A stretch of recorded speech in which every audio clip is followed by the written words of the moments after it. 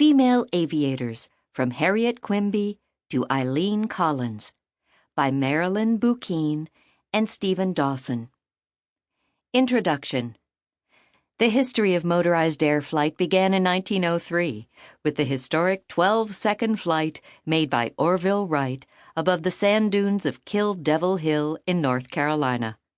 There followed a huge explosion of human creativity and invention.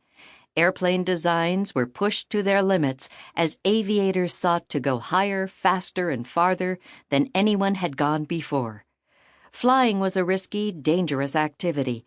It attracted a number of daredevils, risk-takers, and thrill-seekers.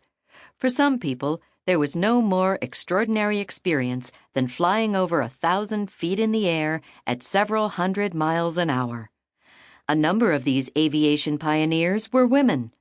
Unlike male aviators, female aviators, or aviatrixes as they were called back in those days, faced additional obstacles. The primary obstacle was the belief widely shared at the time that an airplane was no place for a woman.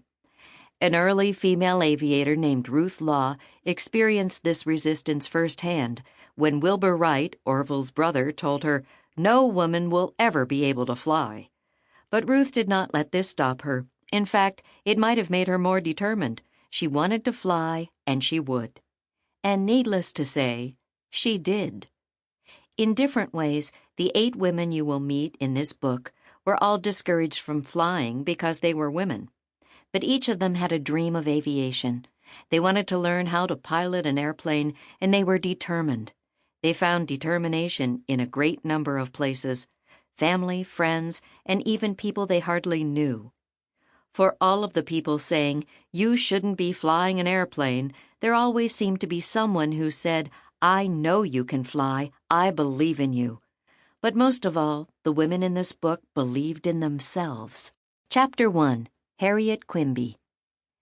Harriet Quimby was born on a farm near Coldwater, Michigan, on May 11, 1875.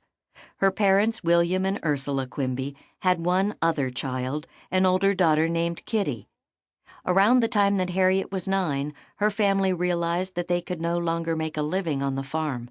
They decided to go someplace new and make a fresh start. In 1884, the Quimbys moved west to California. Life in California was not easy. Harriet, Kitty, and Ursula sewed prune sacks for a fruit packing company. William Quimby sold homemade remedies from a wagon. The remedies were mixed from formulas devised by Harriet's uncle. At night, Ursula and her daughters bottled the remedies at home.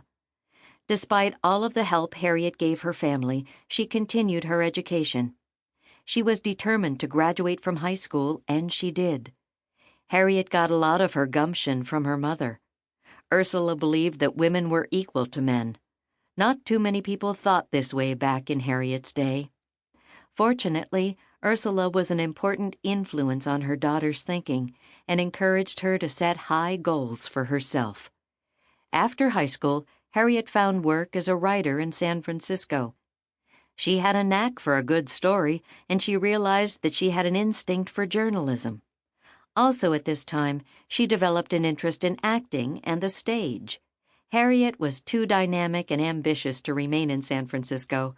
In 1903, she moved east to New York City so she could be at the center of the theater as well as the journalism worlds. Harriet landed a job as a photojournalist at Leslie's Illustrated Weekly, a popular literary and news magazine. She was a prolific writer, publishing some 330 articles between 1903 and 1912.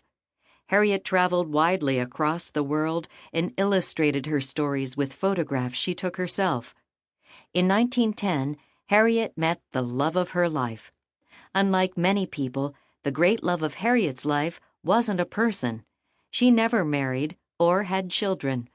Rather, Harriet's newfound passion was for aviation and airplanes. She made this discovery while attending an aviation show in order to write a story about the new enthusiasm for flying that was sweeping across the United States. Harriet became just as enthusiastic about airplanes as anyone could be. But she wasn't satisfied to just ride on one. She badly... Sample complete. Ready to continue?